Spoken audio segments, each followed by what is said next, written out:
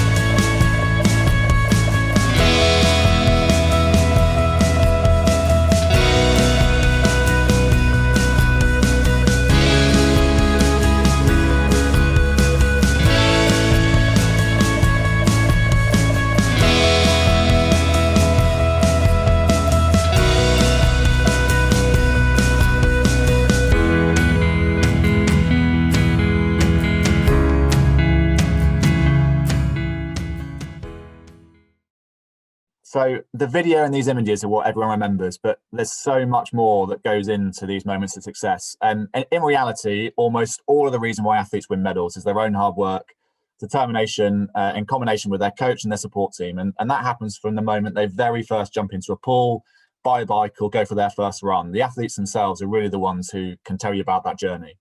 So instead, Ben and I want to give you a little flavour today of the final 1%. So what our staff do and how we contribute to that success when they get on the start line at an Olympic or Paralympic Games. Before we do that, though, I wanted to just touch base on what it means for us and what we mean by success.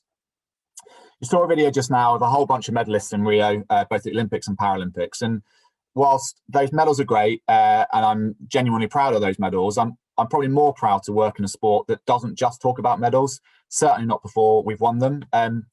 This is because for us, success is genuinely measured in getting the best out of a group of athletes that we have, regardless of their ultimate potential.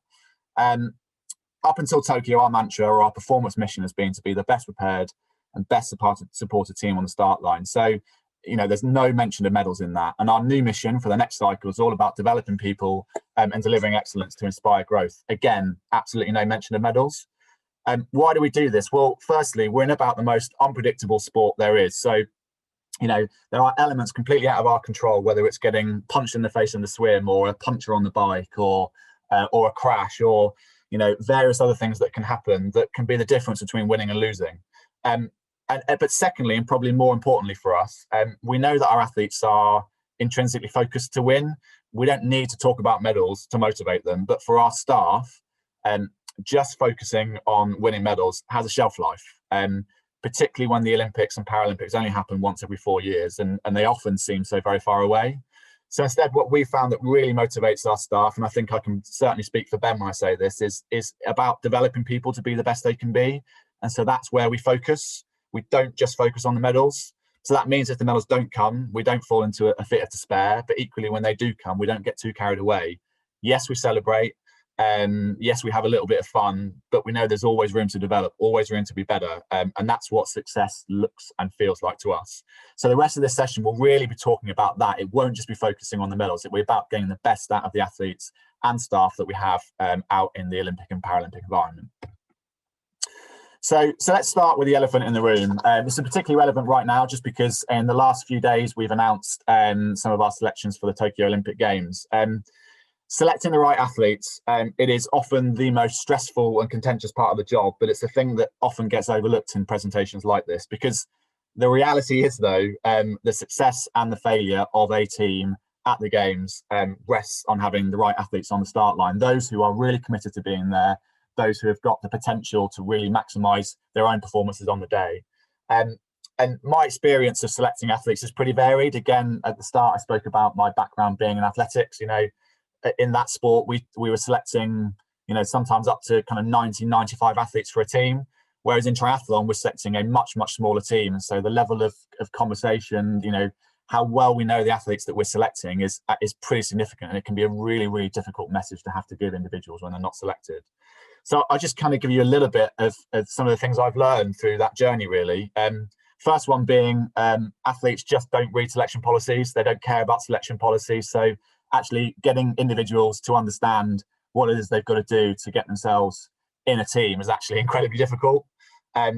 Second one, I guess, is it's never over until the gun goes or the horn goes.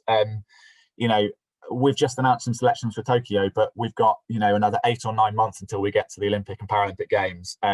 Anything can happen between now and then. Injury, loss of form, falling up or down the stairs can absolutely wreck a selected athlete's chances of being on the start line of the game. So, nothing is over. Selection is only the very, very first part of the thing that we do.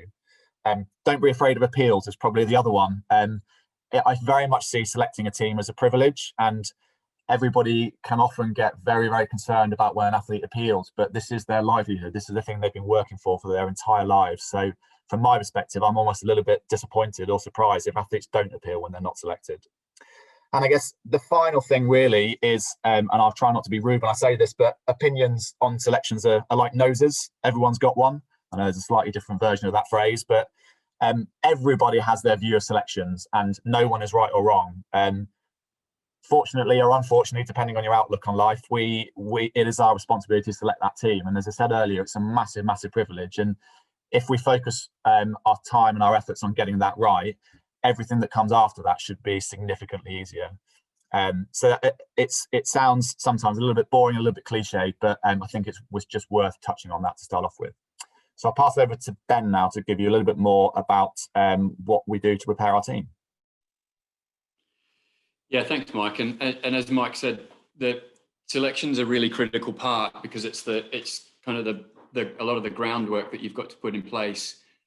That means that you are taking the right athletes to the games. And as Mike said, we've announced some of the selections for Tokyo this week, and we're confident the athletes that we've selected and will subsequently select have already demonstrated they're amongst the best in the world. Jess Learmonth, Georgia Taylor-Brown, Vicky Holland, Johnny Brownlee. I think it's really clear that on their day, that they're extremely good athletes who are very regularly, consistently vying for podiums. But they're up against some pretty tough competition. Flora Duffy, Katie Zafiras, Vincent Louis, Mario Mola, the whole of the Norwegian population, it seems sometimes. So what we're looking for is, how do we find those 1% margins that can make a difference? What are the things that we can do that can tip the scales in the favor of our athletes? That little bit of value add that we can bring to the party that might make a difference on race day. And a lot of that is around the course and the conditions that the athletes will be competing in. So for Rio, we focused, there were a lot of areas we focused on, but the two main were the surf, getting in and out of the surf, and the hill on the bike. So leading into Rio, there were no races on the calendar which had a profile similar to that of Rio. So what we did in preparation for both the test event and then also critically the games is we sought out and we created environments and scenarios that allowed our athletes to practice and refine their skills and abilities on those types of courses, those types of environments. We did surf-specific training in Australia and in France. We rented out hill climb circuits in the UK to practice the type of climb that there was in the course. We developed specific sessions, both in home environments and on training camps, that allowed athletes to prepare for the demands of the course. We did a lot of specific work practicing descending, because the descent off of that little climb was really fast and technical. And we just tried as much as possible to get our athletes really prepared and comfortable with, for that course and condition. In the men's race, I think, what we saw, and you saw in the video, Al and John delivered extremely well. They themselves would say that they weren't in their best ever run shape for that Olympics. But they didn't feel it was going to be won on the run. They felt it was going to be won getting out of the water in the first couple of laps on the bike, and that is where that race was won and lost for them. The women's race, I think Helen not being at 100% had an impact on the ability for those athletes to deliver that strategy. But I think we still were very successful, and the athletes coped very well with the course and conditions. And a big part of that was because of the preparation we had for it. So moving on to Tokyo, which we should be doing a sort of a debrief on right now. But at this point, we've only had the test event in Tokyo. What we focused on for Tokyo was the extreme hot and humid conditions that are common in Japan during their summer, and also looking at how we can be as efficient as possible on what's a very fast bike course. For the heat and humidity, we've thought a bit outside the box to prepare for those conditions. In most instances, you would just head overseas, go somewhere, Asia, in America, and access those hot, humid conditions on a training camp. But our support team did a huge amount of work speaking to and working with experts in this area to come up with a different strategy. And what that's meant is that instead of traveling, for the test event for next year, we prepared in heat chambers and very hot swimming pools in the UK. And the picture that you see there is Georgia Taylor-Brown, Sophie Caldwell, and Vicky Holland in a heat chamber in Loughborough, in really horrible conditions. Just being in there, standing in there is bad enough, let alone exercising. But we felt that type of preparation has done us really well for the test event, and we'll look to be refining that for the games next year. We've also spent a lot of time refining our aerodynamic efficiency. Tokyo is a really fast course, both in the individual and the mixed relay on the bike. So we're looking at any way we can help our athletes to go faster, but with no more physiological cost. And particularly when we're looking at the mixed relay and the type of race we're wanting to create is one where we're pulling the race apart as early as possible, and those later legs becoming more of an individual time trial race. So aerodynamics will be really critical to that. Moving on and looking into the crystal ball for Paris, a lot of unknowns, but let's have a bit of a guess and come back in a year or two and see how right or wrong I am. I'd be really surprised if the race doesn't feature the Eiffel Tower as a bit of a backdrop, and the swim being in the Seine. So this picture that you've got there is Johnny doing a French Grand Prix race in very fetching green. And I've actually myself raced and done it and transitioned in exactly the same spot a long time ago. But it is a venue that's been used before. Considering that the bike course will be multi-lap, then I can't see the course being anything other than flat. There's lots of cobbles around that area. It doesn't mean it won't be challenging and technical, but I think there's no way it won't be fast on the bike, and similarly on the run, just because of the topography. So as our sport gets more competitive, it's likely to mean that speed, efficiency, and critically technical and tactical skills are going to be really, really important. And giving away a few seconds in transition or elsewhere is going to incur a big penalty. Those fine margins are going to become even more and more critical. Of course, our athletes are going to need to be extremely fit and extremely fast, but that in itself won't be enough. And the possibility of a super sprint event being added to the Paris schedule alongside the Olympic distance event and the mixed relay event, for me, presents us an opportunity for us to become world leaders in the technical and tactical side of the sport. But if we don't take that opportunity, we'll get left behind, because I just think where our sport's going, the margins will be tiny.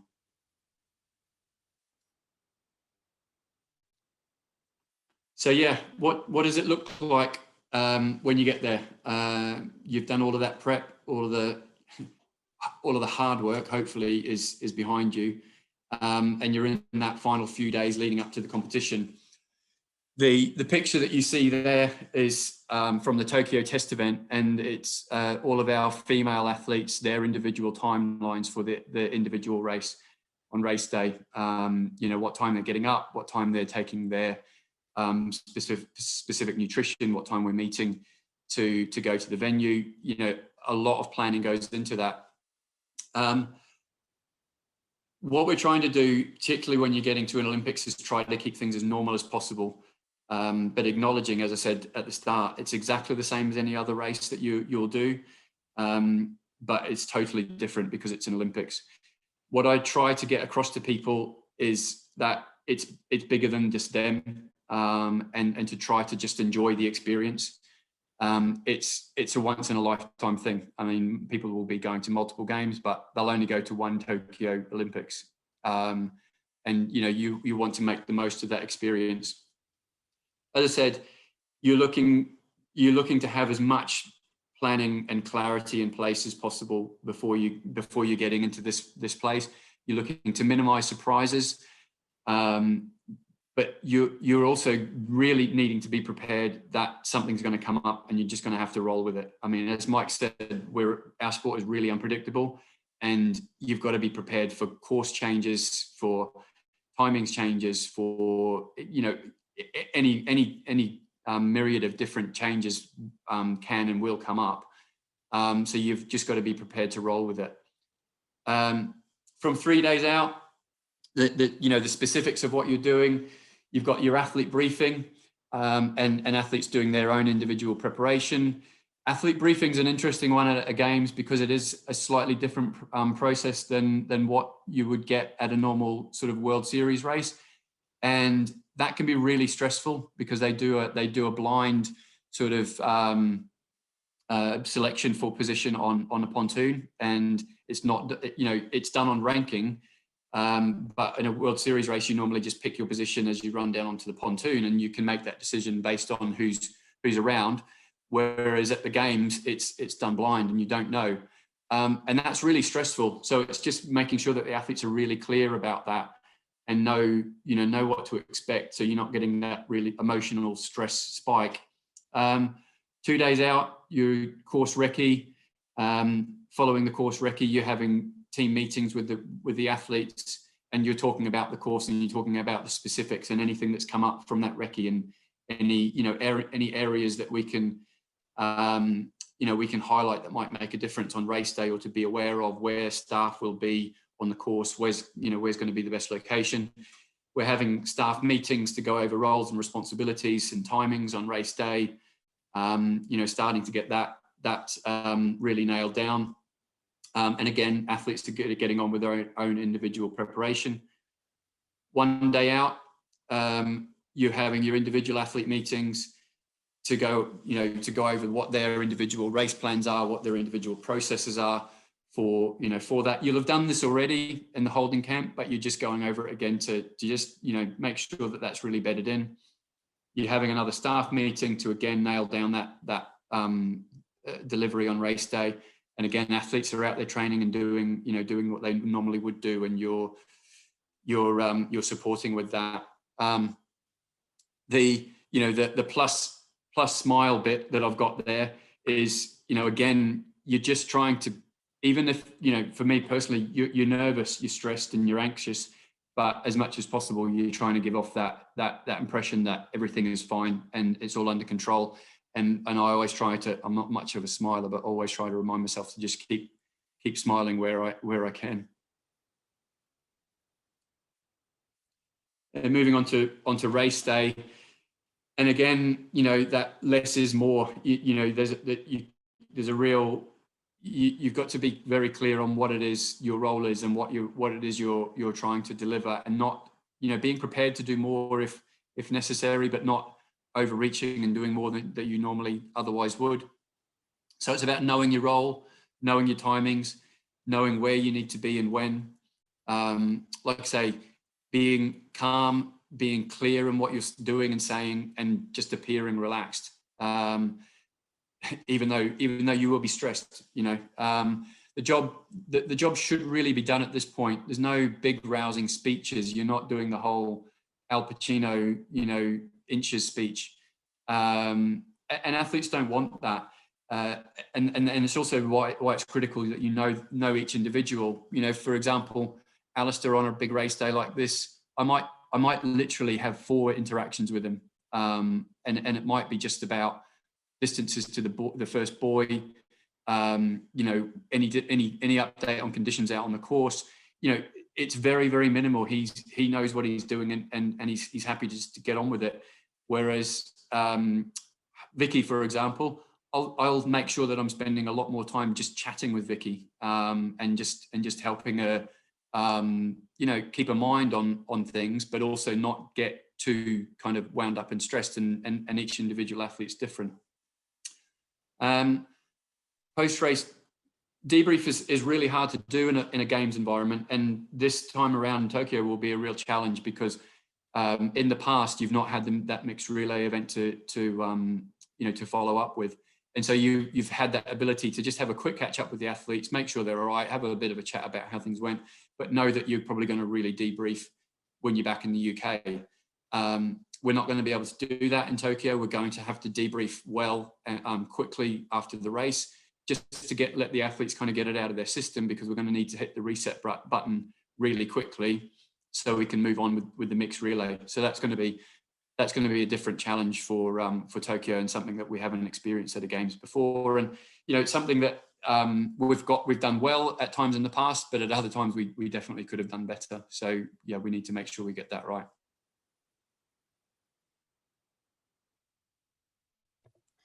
So Ben's talking a lot about the sporting side of it, and that's absolutely his role during the games themselves. As team leader, I generally tend to fulfill a slightly different role, and most of my role actually is about what's on screen. It's about managing the noise. it's incredible how much noise there is around Olympic Games. It is insane. For anybody who's either been to one or who has been part of a support team for an athlete who's been to one, it is ridiculous the amount of hangers on there can be, the amount of people that, you know, that want to be well wishers, that want to help, but that can often get in the way and make your life very, very difficult to allow your athletes to perform at their best. So this is generally where I spend most of my time. And friends and family, to be honest, is probably the biggest challenge.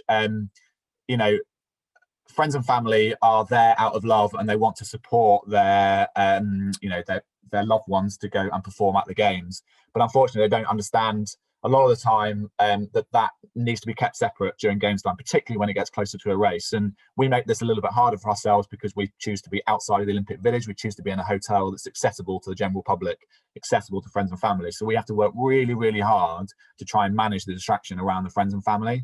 So you just have to have plans for how to manage it for each individual athlete. You have to think really carefully in advance about what happens if something goes wrong at home. If there's a bereavement, do the athletes want to know? You know, all of these things have to be thought through really, really carefully, so that if and when the worst things happen, you know how to deal with it and you're not super stressed, and the athletes aren't stressed, and provides a massive distraction. Some athletes really need to see their family, and some don't want to go anywhere near their family or their friends during games time. And again, you just have to understand that. And similar to what Ben was just saying around actually on race day, we just have to get to know our athletes and understand exactly what it is they want and don't want. You know, one of my overriding memories from Rio was having to spend various trips to and from Mo Farah's family, who were staying at a hotel miles away from where either the Olympic Village was or where the stadium was, basically so that Mo didn't get lost on the way to or from those, because he wanted to see his family, wanted to see his kids. You know, and having to get in a taxi at you know, minutes notice before the medal ceremony because we couldn't find Mo. We realised that he was with his family the other side of town. I had to go and pick him up, bring him back. Didn't have any trainers. I had to give him my trainers so he could stand on the podium wearing the right kit. You know, when you're in that environment, you kind of just do what it takes. And as Ben said, you roll with the punches. So I ended up having to walk home that night in bare feet, which is never a particularly fun experience around the streets of Rio. We're kind of fortunate that we're able to put dedicated people on the ground, but even so, it's still pretty tough to manage. And even your staff, we have to be very, very mindful as kind of the person ultimately responsible for leading the team. I have to keep an eye on the staff because, you know, there's this thing that we used to talk about in my previous role about Olympic fever, and people who have been to multiple games even can go a little bit insane during games. The pressure and the bubble that you generally tend to operate in at games is just like something that you will never experience anywhere else, and it does make normally experienced and sane people go a little bit mad. So we have to keep an eye on that. And then you have the media. There's a huge amount of media you have to manage. And again, having done some media work earlier this week with the announcement of our athletes, it only gets bigger and bigger and bigger as you get towards the games. And I guess the final thing is specifically referencing those people who are on screen now. There are a whole bunch of VIPs. Everybody wants a piece of you, particularly when you have and your athletes have some success. So, you know, as Ben said, the challenge for us in Tokyo in particular that will be new is managing that period between hopefully some real success in the individual events to the relay events, where we'll undoubtedly have VIPs wanting to come and offer their congratulations and, you know, wanting to be a part of that success. And, you know, if you thought managing kind of friends and family, your own friends and family, or your athletes' friends and family was hard, try managing the royal family. It becomes significantly challenging. So, you know, that's a little bit of a flavour of where I tend to spend most of my time during the Olympic Games.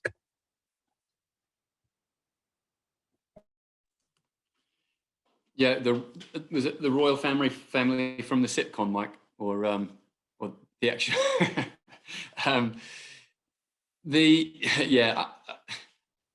After it's all done and dusted, one of the only things you can guarantee from an Olympic Games is that there will be disappointment. You cannot guarantee success, but you can guarantee disappointment. Not everyone is going to come away happy and fulfilled. And it's a really difficult thing to manage. My own personal experience as competing in Sydney is that I had a terrible day, and it's one of the worst days of my life. And it took me years to get over that. And even now, it's still, you still think back on what could have been and what happened. So it's a really difficult and a very individual thing. As a personal coach in Beijing, I coached 2 athletes onto that team, and neither of them finished the race in Beijing due to illness. And I actually got over that okay. I went on holiday and I came back, and I think because of my own experience, I kind of got over that all right. But when I came back from my holiday, it was clear that the athletes that I coached hadn't gotten over it and were nowhere near getting over it. And my reflection was that I definitely could have done a better job in helping them with that. And I think all you can do is just spend time and talk and let them kind of get it out and talk about it and just reassure. And there's no fast or there's no fast track to it. I think it just does take time, but talking about it is really helpful. London, the big one was Helen going into that games as one of the big favourites and coming away with a fantastic performance in 5th. But I know for her and her husband Mark that was incredibly difficult to cope with, and a couple of years past that and dealing with injury, they were in not a good place. Following London and the time after that, and again, a really strong team around them down in Wales helped them a lot, and time and getting through it and processing. The picture that we've got up there, Vicky coming across the line, winning that medal, and her best friend, a couple of seconds behind her. What is that? 20 meters behind her. One of them is lauded and is a huge success and has all the attention, and the other one, in many people's eyes, that's a failure. And it's just, how do we draw such a harsh line? It's incredibly difficult. And Non's done incredibly well with that. She's had some setbacks, and she's been incredibly gracious about it. But again, I know she's really struggled. It's a very, very difficult thing.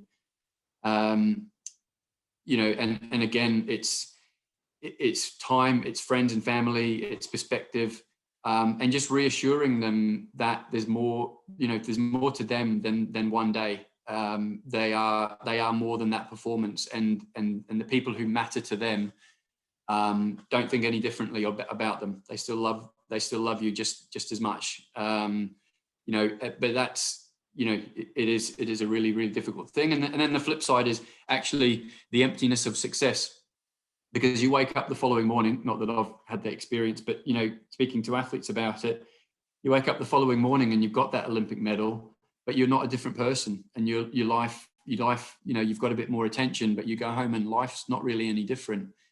And again, that can be really difficult to deal with. And I know athletes who've really struggled with that as well, and finding, where is the meaning past that achievement.